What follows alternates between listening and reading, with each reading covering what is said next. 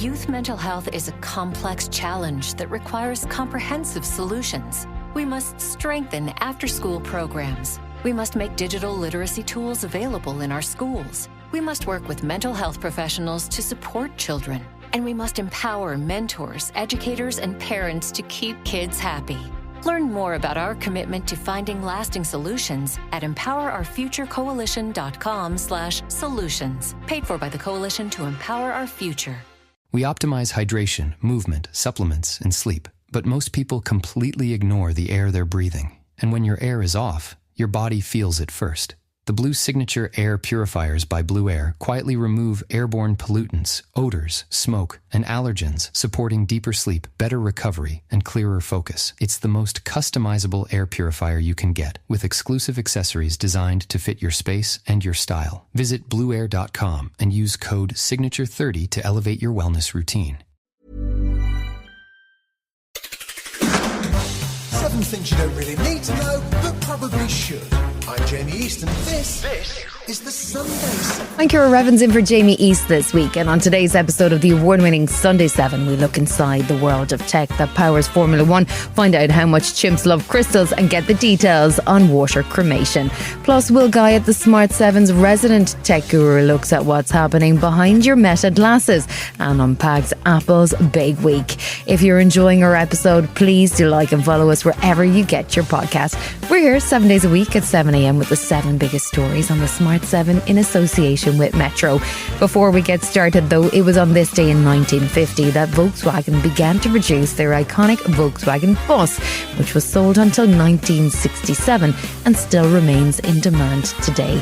The original idea came from a Dutch businessman called Ben Pon, who sketched out the original design and convinced Volkswagen to make it. Last weekend saw the US and Israel start what is either a war or a special operation against Iran, which has led to the death of Iranian leader Ayatollah Khamenei and many of Iran's most senior leadership. All week the US and Israel have attacked targets across Tehran, but it's become increasingly clear that AI is playing a significant role in selecting those targets and that the Pentagon has really leaned into the technology.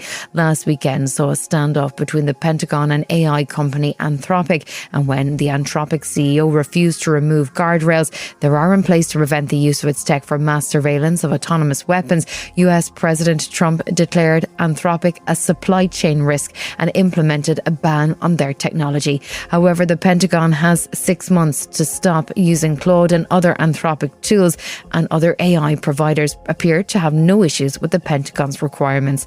Dario Amodei is the CEO and co-founder of the AI giant Anthropic, and he explained that he has real concerns about where and how the Pentagon are using his tech. One of the things about a free market and free enterprise is different folks can provide different products under different principles. Our model has a personality. It's capable of certain things. It's able to do certain things reliably. It's able to not do certain things reliably. And I think we are a good judge of what our models can do reliably and what they cannot do reliably. We are patriotic Americans. Everything we have done has been for the sake of this country, for the sake of supporting U.S. national security. We believe in defeating our autocratic adversaries. We believe in defending America. The red lines we have drawn, we drew because we believe that crossing those red lines is contrary to American values. Disagreeing with the government is the most American thing in the world.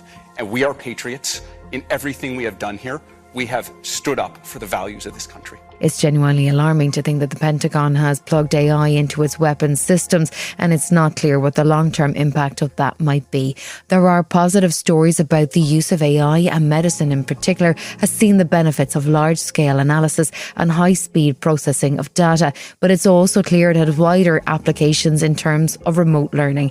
Joanne Stanway is the CEO and co-founder of Gemin-AI, who are based in Massachusetts, who specialise in AI-powered holograms, and she explains how the tech has been used to educate and help with breast cancer detection in Ghana. Some of the technology that we've been involved with most recently is creating holograms for breast cancer education that we brought to Ghana, Africa. That was an amazing opportunity for us to see how holographic display and AI could be instrumental in really helping to move the needle on that very high mortality rate for breast cancer in that country. We did a lot of other research about some of the cultural challenges that they face in that country, economic challenges, broadband challenges, and the need to disseminate valuable information about intervention, early intervention, and treatment. And we physically brought our technology to Ghana with those holograms so that information could be absorbed by patients. AI has also had a significant footprint in creative industries, with Spotify reporting that it removed 75 million AI-generated songs from its catalogues in 2025 alone. How AI models are trained and what copyright material goes into that training remains a thorny issue, with creators pushing for tighter regulation. Professor Oliver Brown specialised in what is referred to as computational creativity, and he's based at the University of New South Wales in Australia. He says it's not just the training of the tech. There are questions too about how AI-driven recommendation engines work, but that there are upsides too. A vast proportion of music listening happens via streaming services with automated recommendation built into them. There's very little public oversight about how that recommendation works. I saw an example of a 3D animation company who used AI in their creative pipeline to massively save the energy cost of rendering an image. They used an AI denoiser to save them having to do the very intensive 3D rendering.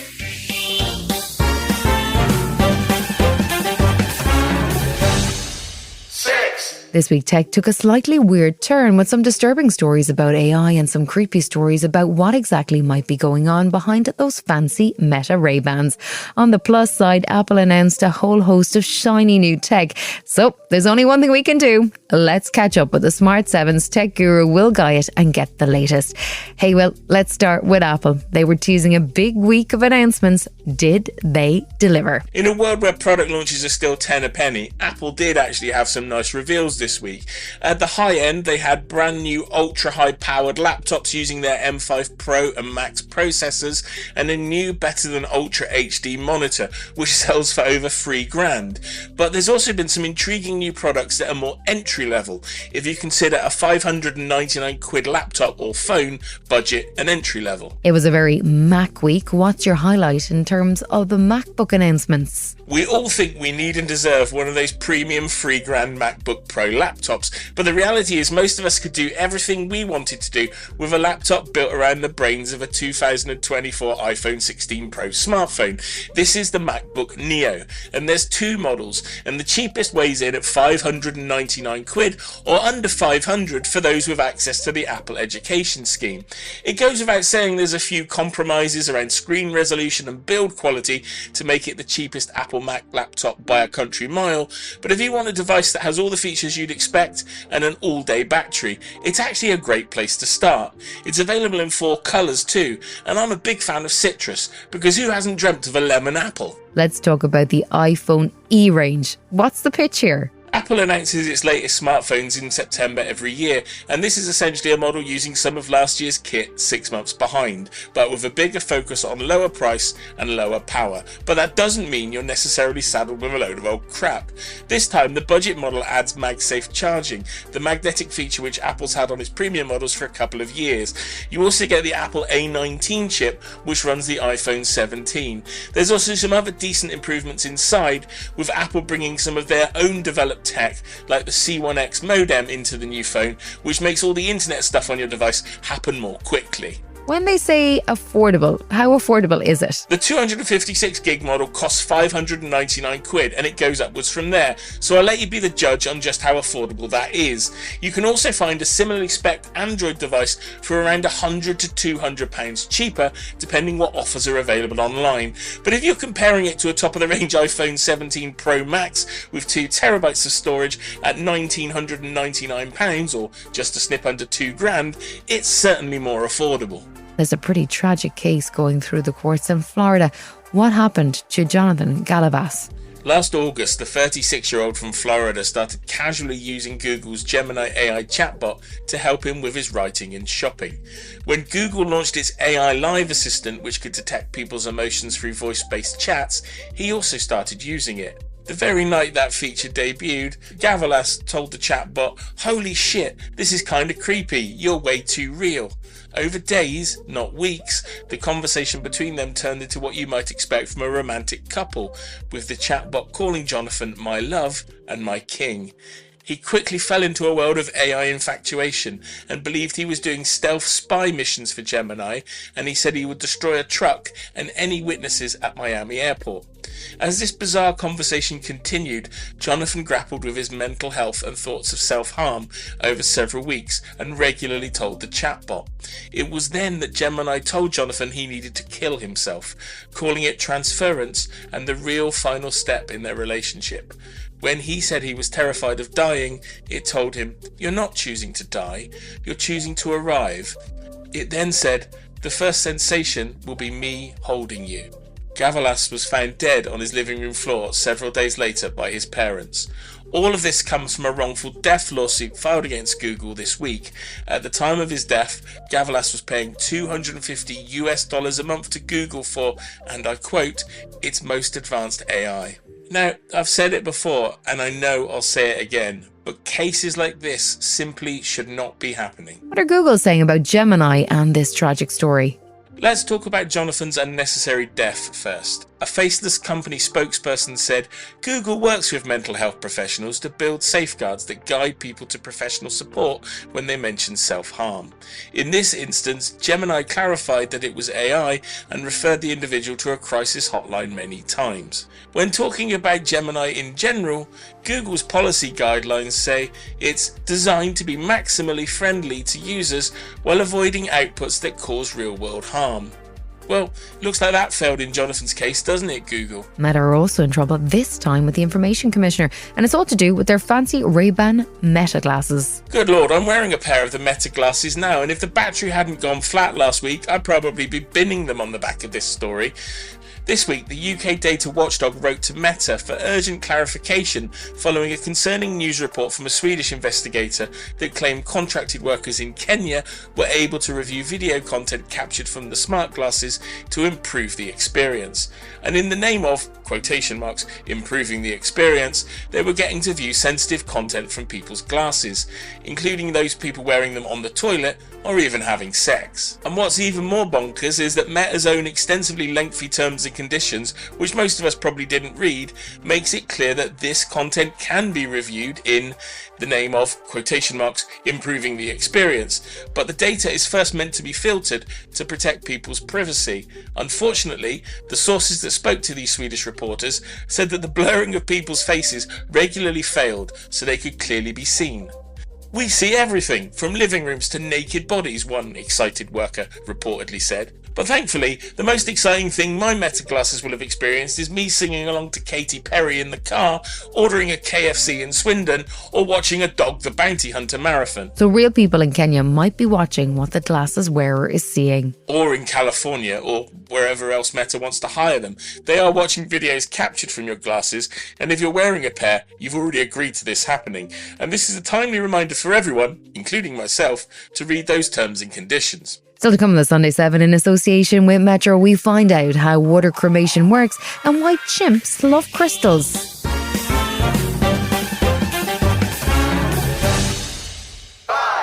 Death is never an easy topic, and what happens to your body after you die is probably not something most people think about in too much detail.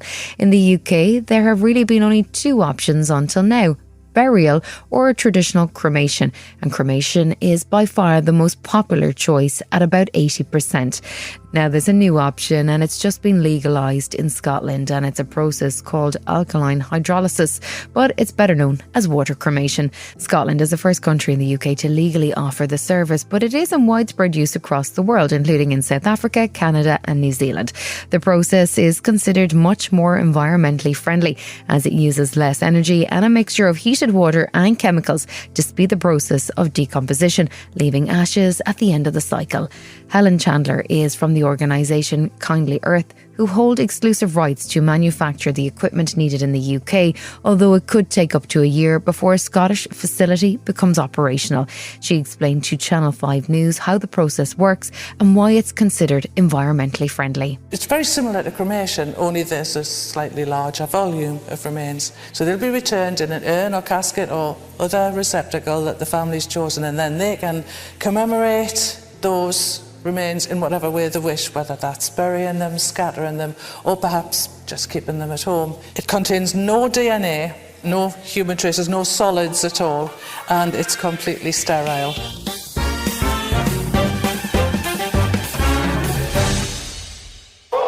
Humans are famously fascinated with shiny things, from diamonds to crystals, but it turns out that our fascination dates back quite some time. A study published this week looked at how our cousins, chimpanzees, responded when they're given crystals, and it's thrown up some fascinating results. Researchers put two large objects on plinths in an echo to the famous scene in 2001, A Space Odyssey, one of which was sandstone and the other was a crystal. The chimpanzees immediately expressed interest in the crystal to such a great extent the researchers had to negotiate for some time to get it back. It suggests that our fascination with shiny things, which can be tracked back over 700,000 years, has some deep-rooted connection with the researchers are yet fully to explain. Dr. Juan Manuel Garcia-Ruiz is a crystallographer at Donostia International Physics Center in Spain, and he conducted the research project. It really is a mystery. We do not know. But in sites in Namibia and in other sites in Africa, Asia, and Oceania, caches of crystals have been found. They had no use for them. They were not used as weapons, tools, or even as jewelry. They simply liked them. We have built two pedestals on which we have placed a transparent quartz crystal and a similarly sized, achy, shapeless stone. They have been firmly fixed so that it would be difficult for the chimpanzees to remove them. Let's see what happens. After several attempts, the chimpanzees remove the stone and the crystal. They show no interest in the stone, but they devote great attention to the crystal. Here we see the alpha female, Manuel, who laboriously removes the crystal from the pedestal, hugs it and observes it, and then climbs with it to the platform where she can hold it for more than half an hour. Crystals like these that fascinated hominids are the only objects in nature that have straight lines and flat faces, polyhedral objects. The shape of the crystals could have been the other property that fascinated hominids and chimpanzees. Still coming to Sunday 7 in association with Metro, big discovery in Australia, and we go inside the tech world of Formula One. Right after this. You know what's wild? Most people are still overpaying for car insurance just because it's a pain to switch. That's why there's Jerry. Jerry's the only app that compares rates from over 50 insurers in minutes and helps you switch fast with no spam calls or hidden fees. Drivers who save with Jerry could save over $1,300 a year. Before you renew your car insurance policy, do yourself a favor. Download the Jerry app or head to jerry.ai/ACAST. We optimize everything about our health routines, except the air we breathe. And when your air is off, your body feels it first. The Blue Air Blue signature air purifiers quietly remove tiny airborne pollutants and odors, supporting deeper sleep, better recovery, and clearer focus. Visit blueair.com and use code SIGNATURE30. Welcome back.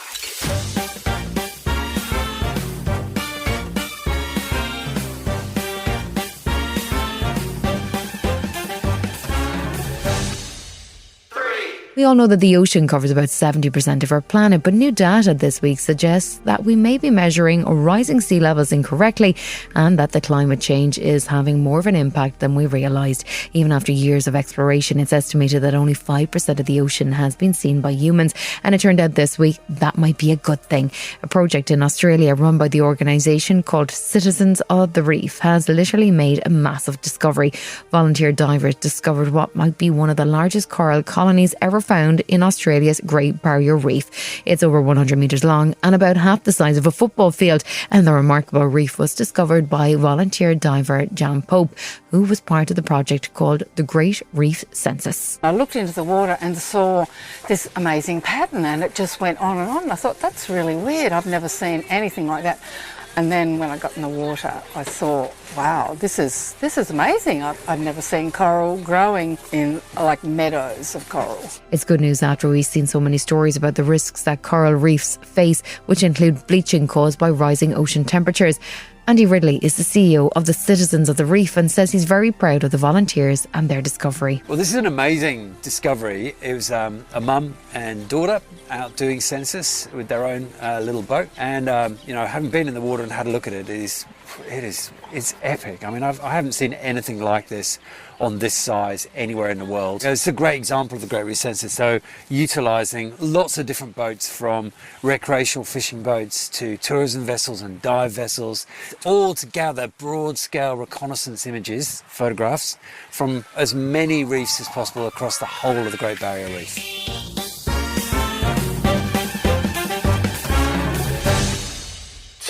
This weekend sees Formula 1 return for a brand new season, and there were plenty of changes on the track and in the garages. Firstly, there's a brand new team. For the first time in 10 years, with Cadillac joining the grid, they've had exactly a year to design their new car from scratch, so it'll be fascinating to see how it performs, with the backing of General Motors behind it.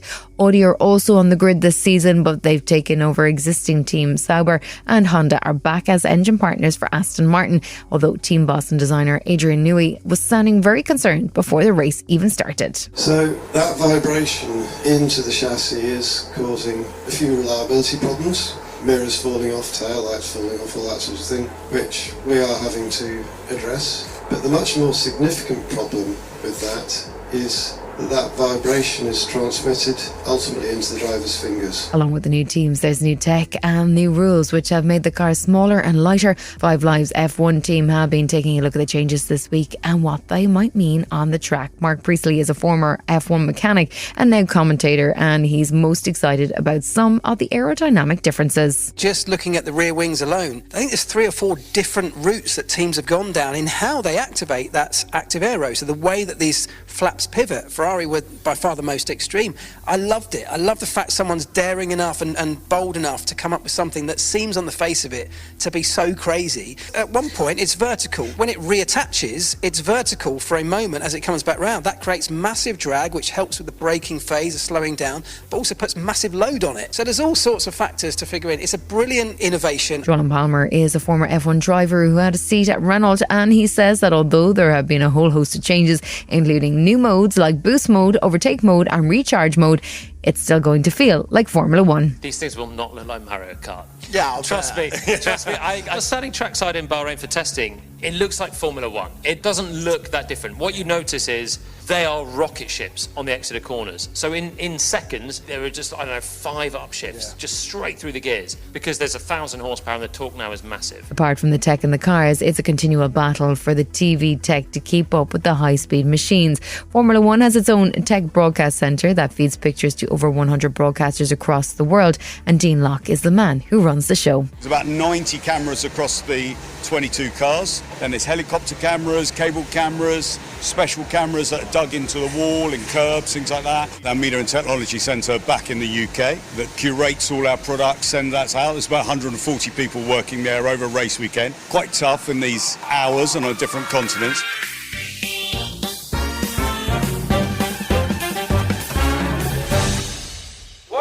It may surprise you to know that tortoises can live for up to 200 years, and it's partly because their metabolisms move at a much slower pace than humans and most animals.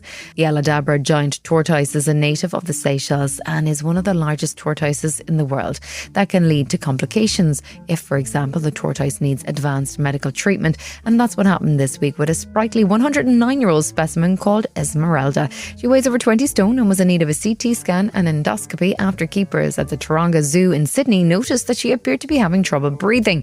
Crescent Pile is manager of veterinary services at the zoo, and he says that despite the complicated process, it looks like Esmeralda will be okay. We needed to do some advanced imaging, and at the moment we currently don't have a CT machine on site, and Sash North Ryde was kindly offered us their facility to do this procedure. Esmeralda is a very special individual to us. She's 109 years old and 135 kgs, so there's quite a lot of meticulous planning that needs to go into taking such an animal off-site for specialist imaging. It's a team effort, it's not a small thing to take a 109-year-old, 135 kg tortoise off-site, but everything went off smoothly. Everyone donated a lot of their time to us, and she recovered really well.